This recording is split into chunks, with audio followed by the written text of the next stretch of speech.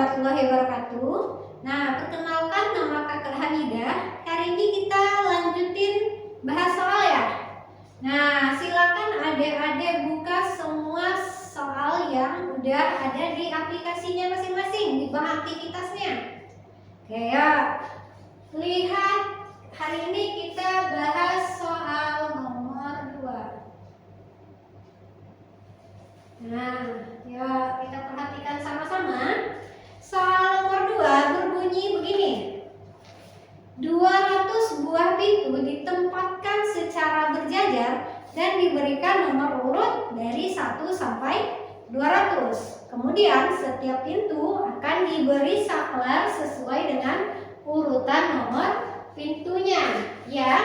Oke, berarti sampai sini dulu kita punya informasi pintu itu mempunyai nomor 1 sampai 200.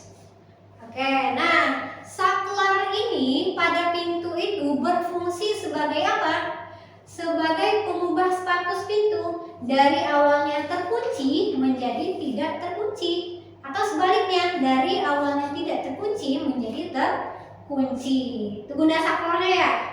Oke, kemudian dikasih info lagi nih. Pada mulanya semua pintu itu dalam keadaan terkunci. Oke, ini berarti awalnya dia terkunci. Nah, kalau semua pintu terkunci, kemudian pada hari pertama semua saklar itu ditekan. Oke, kalau hari pertama semua saklar ditekan, statusnya menjadi apa? Tidak terkunci, iya kan? Nah, kemudian pada hari kedua yang ditekan yang mana? Pintu dengan nomor saklar kelipatan 2. Kalau hari ketiga, pintu dengan nomor saklar kelipatan 3 yang ditekan. Oke, sesuai harinya ya. Berarti sesuai hari itu perubahan status pintunya juga berubah. Nah, sampai hari ke N, kalau ke N berarti kelipatan N yang ditekan. Ya. Nah, kemudian sampai penekanan pada hari ke-200 selesai. Nah, kalau hari ke-200 selesai ini cuman kelipatan 200 yang berubah status ya. Nah, pertanyaannya adalah banyak pintu yang berakhir dengan keadaan terkunci. Oke, jadi ada beberapa pintu nih yang berubah statusnya selang beberapa hari sesuai kelipatannya.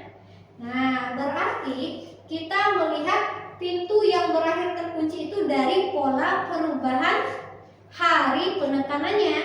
Nah, kita lihat pola perubahannya. Yang ditanya adalah yang berakhir terkunci ya.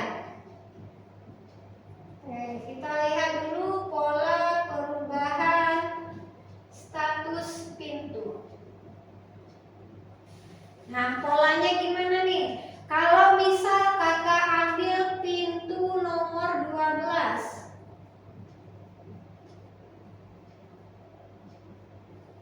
Kalau pintu nomor 12, berarti hari penekanannya yang berubah statusnya pada hari keberapa aja?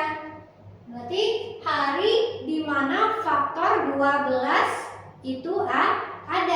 Faktor 12 itu berapa? 1, berapa lagi? Hari 2, 3, kemudian 4, 6, dan 12. Oke, berarti kalau pintu nomor 12 dia akan berubah status sesuai faktor dari 12 ini. Hari pertama, hari kedua, ketiga, keempat, keenam, dan 12. Oke. Kalau pintunya kakak kasih, kita contohkan lagi pintu nomor 9. Oh, bukan, nomor berapa bagusnya ya? 16 lah. Kalau nomor 16 berarti faktornya berapa? 1, 2, kemudian 4, berapa lagi? 8, dan 16 ya. Nah, di sini kita lihat kalau pintu nomor 12 faktornya ada berapa? 1, 2, 3, 4, 5, dan 6.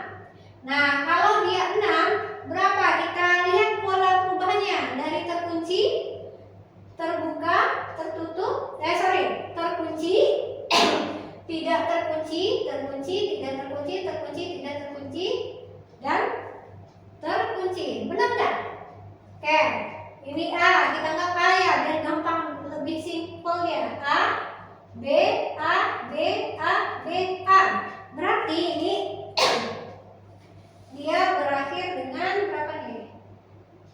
Buka, tutup, buka, tutup, buka.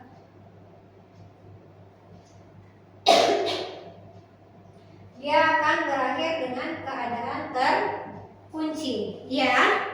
Oke. Kemudian kalau pintu 16 dia ada berapa faktor nih? 1, 2, 3, 4, 5.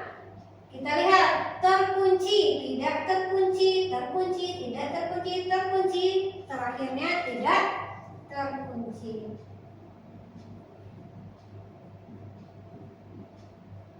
Oke, dari sini bisa nggak kita ambil kesimpulan aja?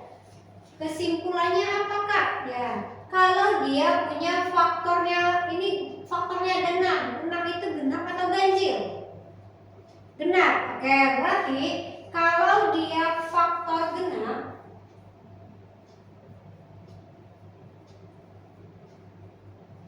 dia akan berakhir terkunci.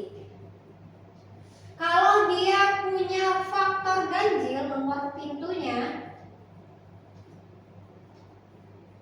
maka dia akan berakhir dengan terbuka atau tidak terkunci. Nah, sekarang pertanyaannya, dari 1 sampai 200 mana sih yang punya faktor genap atau faktornya ganjil? Nah, kita lihat nih, 16 ini dia kenapa bisa ganjil? Ini kenapa bisa genap? Kalau faktor itu kan perkalian dua bilangan yang berpasangan, ya kan? Nah, kalau untuk 16 ini dia ada dua bilangan yang berpasangan itu sama jenis, itu adalah perkalian 4 dengan 4. Atau untuk 16 ini dia punya faktor ganjil karena dia merupakan bilangan kuadrat sempurna, ya enggak?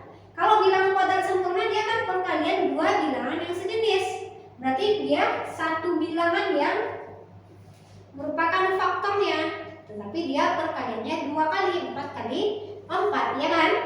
Nah, sekarang kita cari aja dulu faktor ganjil ini pastilah berasal dari bilangan kuadrat sempurna.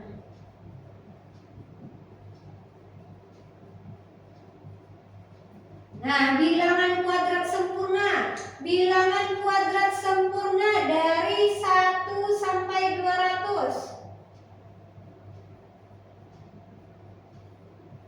Yang paling besar berapa sih? Kalau 15 kuadrat berapa?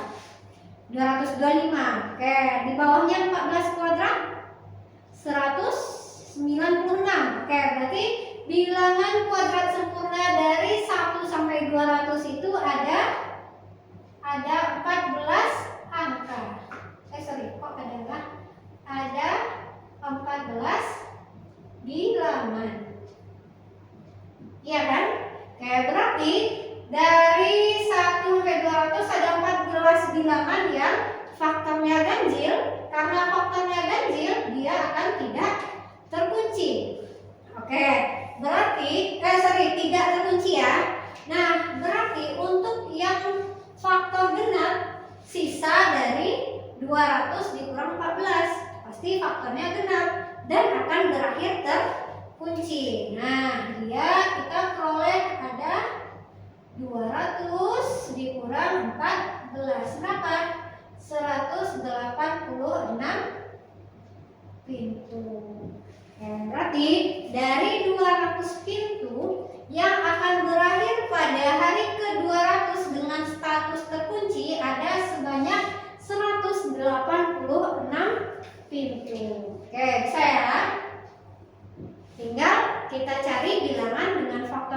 siap berapa, faktor ganjil berapa. Lebih gampang mencari faktor ganjil karena dia bilangan kuadrat sempurna. Tinggal kita kurangkan selisihnya. 200 pintu dikurang dengan 14 buah bilangan sempurna, berarti sisanya ada 186 pintu. Nah, oke, bisa ya. Ada yang ditanya enggak? Oke, kalau tidak ada lagi berarti jawaban soal kita nomor 2 adalah pintu yang berakhir dengan keadaan terkunci sebanyak 186